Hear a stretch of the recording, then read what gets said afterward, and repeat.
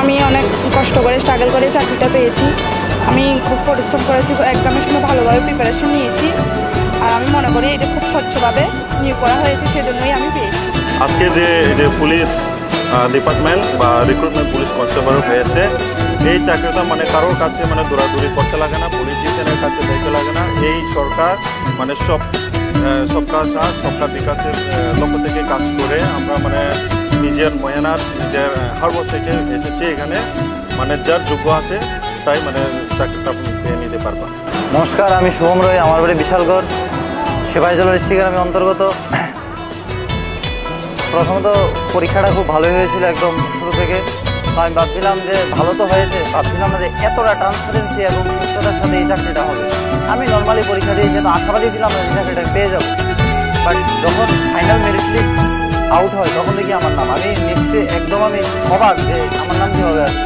আসলে আমি ভাবিনি যে এতটা স্বচ্ছতার নিয়োগ মাধ্যমে এটা নিয়োগ হবে। আমি খুবই খুশি।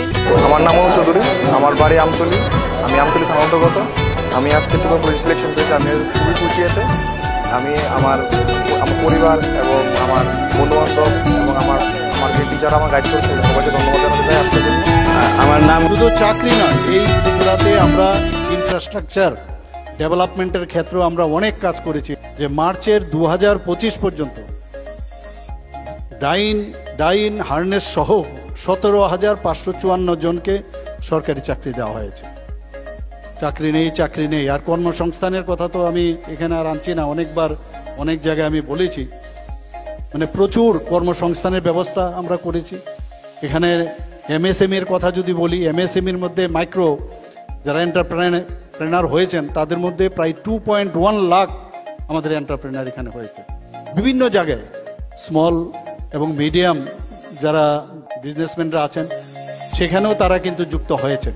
প্রচুর মানুষের কর্মসংস্থানে আমরা সেই মাননীয় প্রধানমন্ত্রীজির যে ইচ্ছা যে এন্টারপ্রেনার হতে হবে, নিজে এন্টারপ্রেনার হো, অন্যকে চাকরি দাও, সেই একটা জোয়ার ত্রিপুরাতে কিন্তু সেটা এসছে। আপনারা শুনে খুব খুশি